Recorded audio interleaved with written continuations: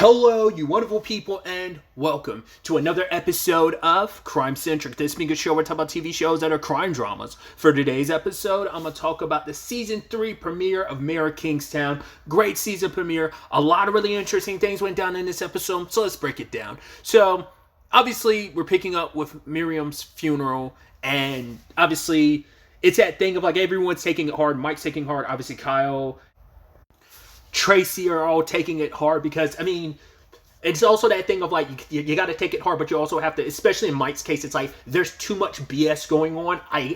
It's a double-edged sword for Mike because, one, it allows him to distract himself from everything he's going through right now because this BS is what led to his mom's situation in the first place. Later on, even Kyle says, like, yeah, I mean, Iris kind of brought that up. He was like, no, that's not on her, that's on me. I'm the one that kind of brought this into our lives. So it's like, right, playing the role of the mayor, dealing with everything that's coming in the aftermath of everything last season, and just like, just everything going sideways. I mean, literally a bomb blew up at his mom's funeral. And even later on, he's talking to Bunny. Bunny's like, yo, you know I don't mess with that family stuff. Like, I'm sorry, that was your mom's funeral, homie. I would never do anything like that because the cops are wondering if Bunny did. Because obviously, Bunny's got his beef with the cops. He was stepping to everyone last season. And obviously, the whole Robert thing, too. And it's like, well, Bunny had nothing to do with that. He's like, if Bunny had something to do with it, he wouldn't have given me the heads up about you about to get your, like, head caved in. Like, the fact is, you are still alive right now. You would be in a casket right now. We'd be going to your funeral if it wasn't for Bunny giving me the heads up. So I was kind of certain Bunny was behind that. So that's why I don't remember. I'm like, I could have sworn Bunny was behind that, but I guess it was someone else. I mean, there's plenty of people that want to kill Robert. I mean, Home Dude is like I mean, he's kind of like a representation of like, he's the heavy hitter of the cops. And it's like, yo, you take him out, like you're sending a message, but they never did. So we'll circle to Robert in a little bit, but once again, it's just like I said, going back to my point, it's a double-edged sword that Mike gets to distract himself from other stuff, but it's also like, damn, I gotta distract myself with this stuff. I can't even just like deal with my mom's death because the literal city's gonna burn if I don't, because there's just so many moving pieces. Like, right, the cops want to go after Bunny, but it's like, no, it's not Bunny, so let's give them someone else. So their sacrificial lamb is going to be the Aryans, because it's like, cool, we can get behind that, leave Bunny alone. Bunny's gonna have to give a good gesture on his part, and that is handing over the guns, which Stevie is fine with it, but Ian and Robert kind of had the biggest issues with it. But it's like, yeah, it's a good gesture. And even later on, Ian's like, what's the point of him handing over those guns? We know his arsenal is bigger than what he's giving back to us from what he stole last season. It's like, it's kind of a moot point. It's like, yeah, but it's still a gesture. The fact is, he's trying to ease everything up. He wants you guys not, like, gunning for his throat. So it's like, we're all good. Let's keep it as peaceful as possible with everything going on. Mike pulling out, getting the brass from Ian, brass knuckle. Like, when he said the brass, I was like, are you talking about their badge? Like, what are you going to do about that? Because, like, Ian and Stevie were like, yo, you're supposed to be gray. There's black and white. You're always supposed to be gray. That's the position of the mayor. But, like, he took a hands-on approach and was threatening one of the guys. It's like, yo, give me the address. So they roll up. Even Mike was talking to Kyle. Do not go in there. And it's understandable. It's like, our mom died. It's already bad enough. We lost Mitch. Now it's like, Mom, we are literally the only family we have left. Your wife is pregnant. That was already kind of an issue last season, regardless, post the riots and everything. So it's like, no. You promise me. Either you stay home because you don't need to go, or if you do go, swear to me, promise me that you will not, like, you will just sit on the sidelines, which Kyle did. The situation was kind of fucked regardless. Luckily, it doesn't seem like any of Robert's people, his team got, but the people are a lot more well armed. Robert comes in with like, I don't know if that's like a grenade launcher or what. I'm not, once again, I'm not the gun dude, but blew the house to shit. So it's like, cool. That's actually worse because, like, cool. Like, once again, dropping a few people here and there, sure, but at least you're arresting people. It's a bust. That was a full-blown massacre. You burn people. It's like, yeah. And even Mike's line of, remember, guys, peacekeepers, remember? Yeah, look at all this peace. Because Robert was like, yo, my people are being shot at and stuff like that. It's like, yeah, but Robert has always been a loose cannon, which is Evelyn's point, too, of just like, yo, like, he's supposed to be a wounded officer or whatever, but he went in there full steam ahead and caught, like, he's even injured. Bachelor was on a ventilator 2 weeks ago, and he's up here still sowing more and more chaos. And, Evelyn, who's obviously been gunning for Robert, and a lot of dirty cops, And it's like, she doesn't even want protection, which Mike was like, no, you're going to take protection. I will get them fresh out of the academy. Their cherries haven't even been popped. Those type of, I will get them for you. Take the security detail and never do this shit again. It's like, doing what you're doing, you've got so many people who want you dead. You already got a target on your back. Like, what are you... Which is ironic coming from Mike, considering like, oh, like they were telling Mike, oh, you do this, you're going to have a target on your back doing this, going against Aryans. But he's like, when the fuck do I never have a target on my back, you know? Being the mayor puts him in everyone's line sight because everyone's trying to see like, okay, what's the mayor going to do? It's not like being mayor like gives you any protection. Once again, look at Mitch. So, well, no, because I'm actually trying to remember. I was like, I feel so stupid because Mitch was never the mayor. It was always Mike, wasn't it? Like, they kind of did the whole thing together, but I can't remember if, like, Mitch was the mayor, and then Mike became the mayor, right? Isn't that how that worked? Once again, it's been so long since season 1, I actually don't remember. I think, because I know they did shit together, but I think it was Mitch who was, like, the mayor first, and then Mike inherited. But maybe I'm misremembering. Like I said, do correct me in the comments down below. Like I said, it's been a hot minute since season 1, so I'm forgetting some stuff. Especially because obviously a lot of that's dealt with in the first episode. Like I said, it's been so long since I saw the first episode.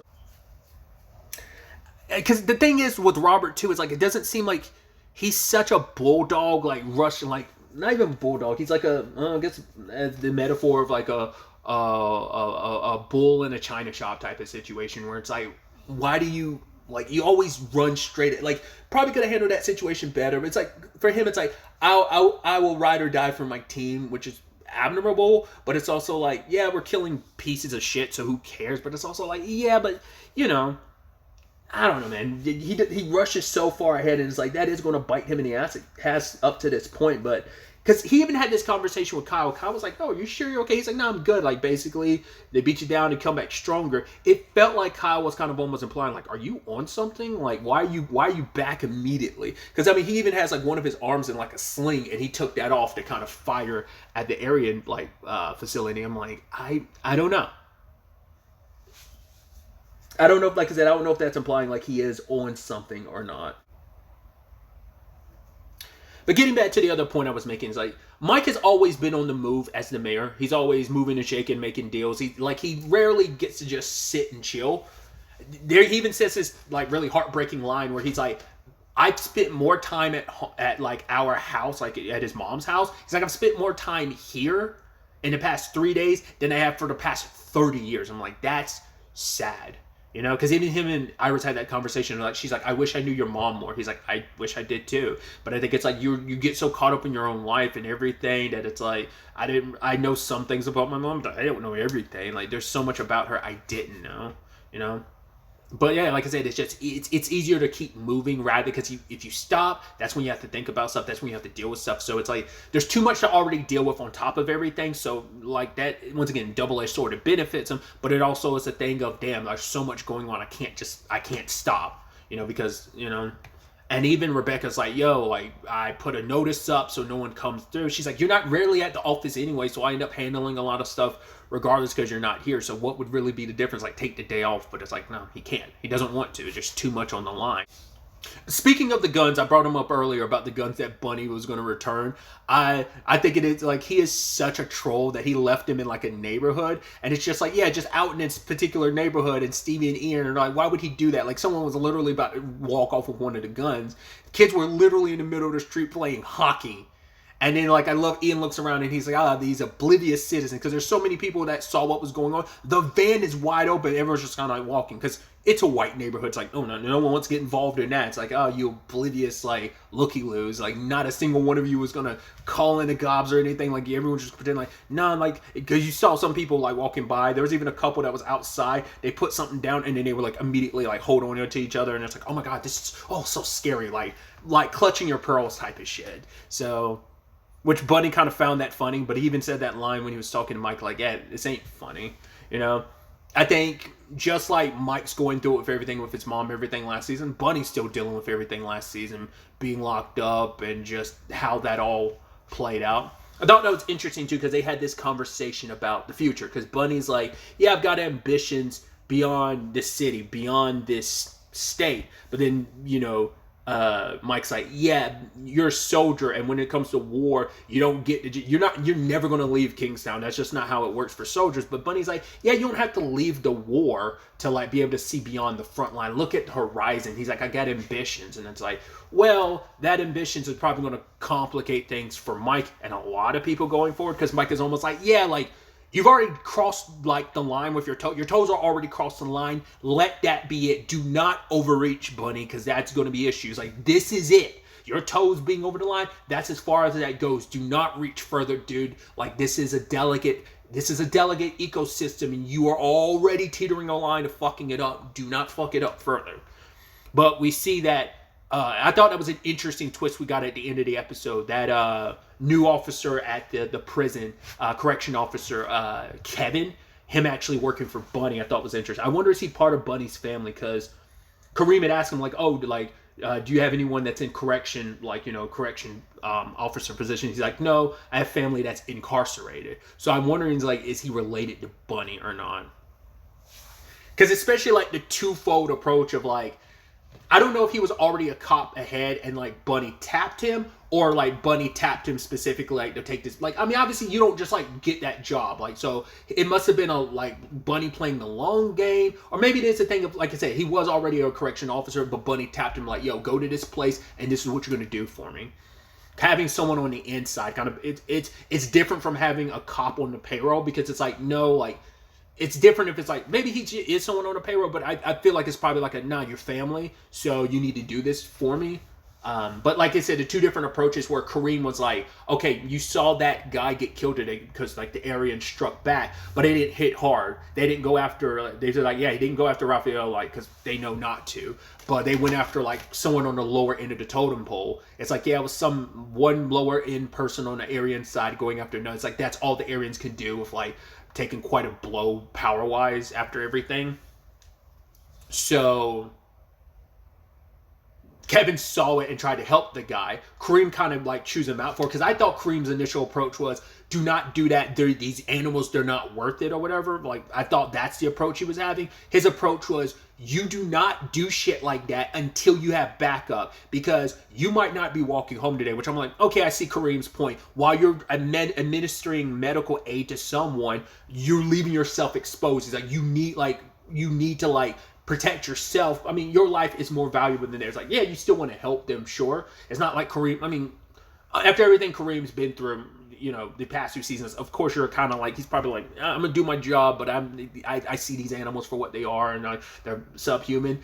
You can understand him in that perspective. For him just being like, I think there's still a little bit of that venom there of like, no, they are less than human, don't like help them. But there is also at least even if that's not where he really truly feels, I feel like there's some level of that, but at least surface level wise, it seems like he's trying to be legitimate about like, no, you can't help them, just you got to ensure you can't help anyone if you need help yourself first. Make sure you're protected before you try and help someone else, you know. So, and it's like, you got to kind of accept, you have to become,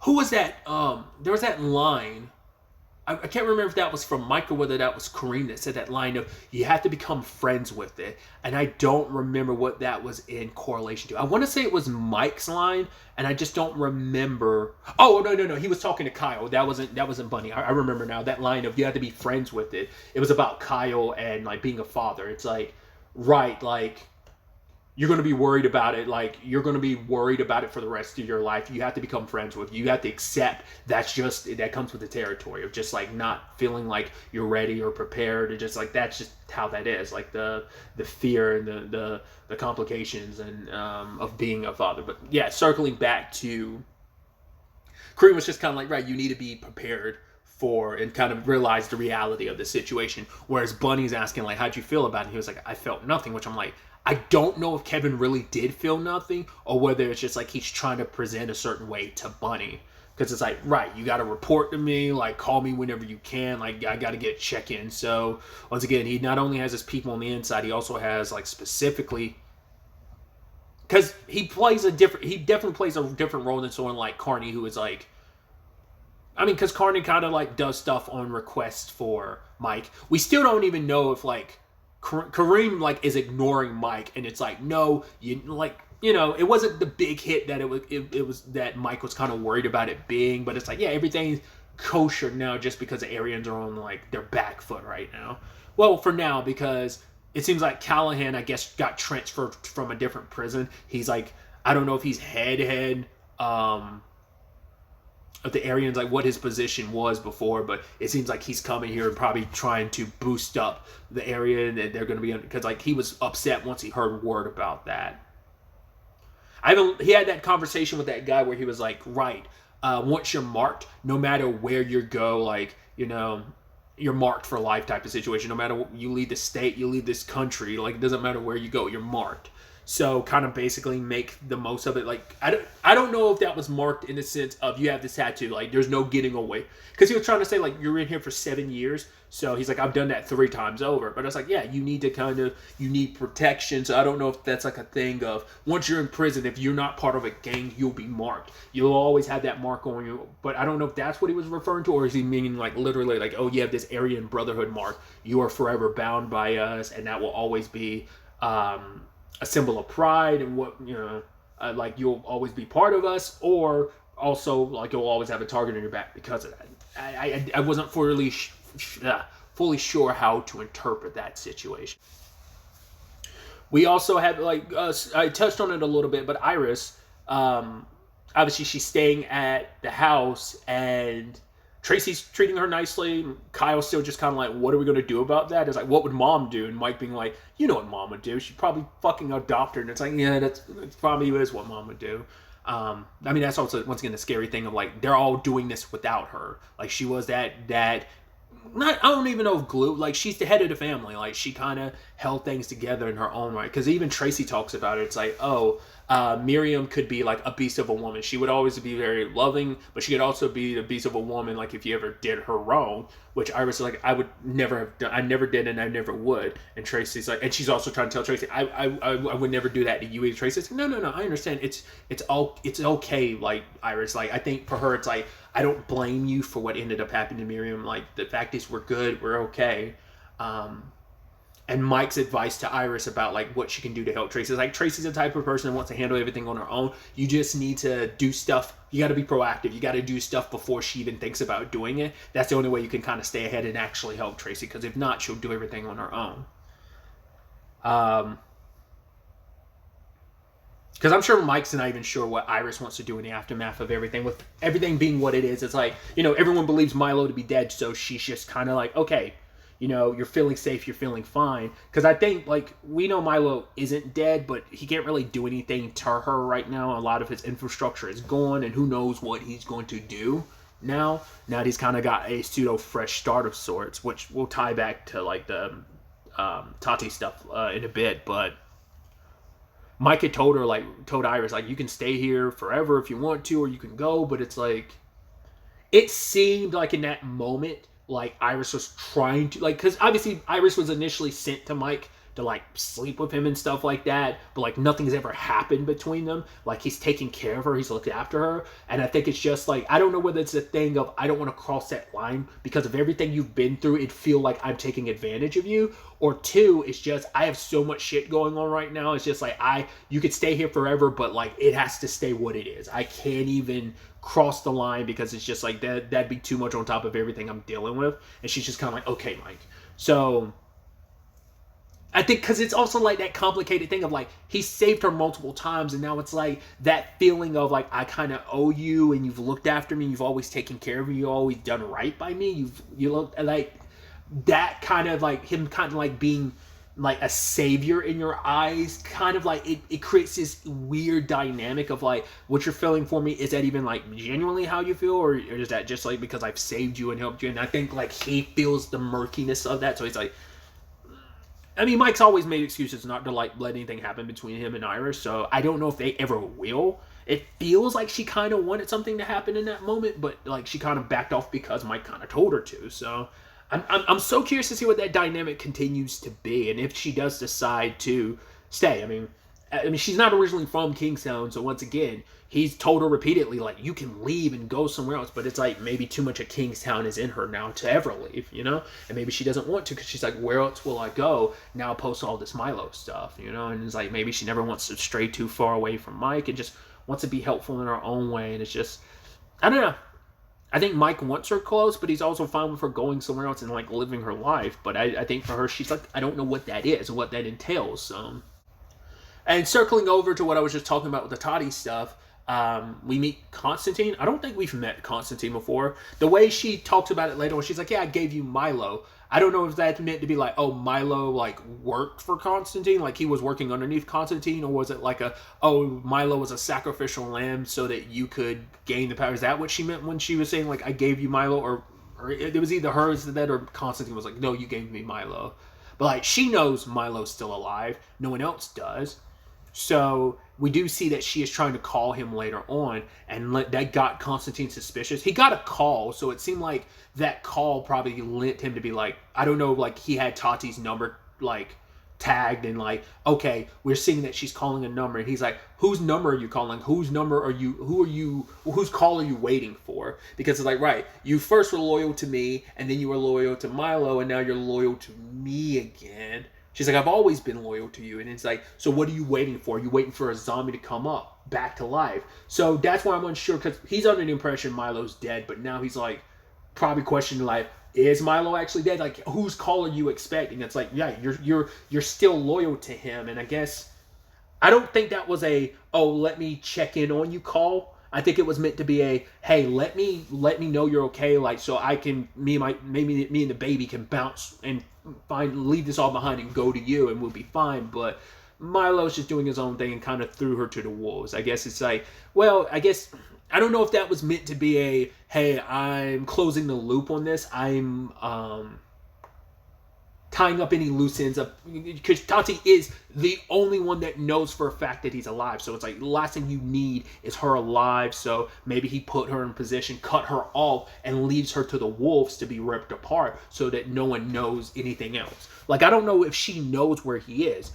If it's her only means of contacting because she doesn't know where he is, you would assume if she knew where he is, she'd be with him, but he probably told her some BS like, hey, lay low, make sure everything seems okay and kosher, and then you come and be with me. Because she was making this whole point to Constantine of, oh yeah, everyone that was loyal to Milo is gone or knows not to rear their ugly heads here anymore. But yeah, Tati ended up catching the bullets in the back, which are almost kind of like the whole her and Iris thing last season makes you kind of go like, I mean, because of her loyalty to Milo, you're also kind of like, I'm kind of okay. It's sad as shit, but Constantine taking the baby too. You're like, what's going to happen? You're just going to take the baby, or what? Like, what's that situation going to be? It's like there's just a lot. Once again, this show just kind of throws a lot your way. Definitely going to be interesting to see where all this takes us. I've avoided the trailer, so I don't even have an inkling of guessing of like where this season is going to go. Like I said, we're not going to get any Milo this season. I think that maybe that Callahan dude might fill that like big time villain role to some extent. Maybe that's what his role is in this. I don't know. We'll ultimately have to wait to see how this all shakes up, how this all plays out. So excited to have Mayor of Kingstown back, and I'm so excited to see, despite how bleak and depressing this show can be, I'm still very excited and look forward to seeing how the story plays out. But really, that's all I wanted to talk about. Till the next time we meet, be happy, be safe, live life to the fullest, and enjoy it. Good day and goodbye.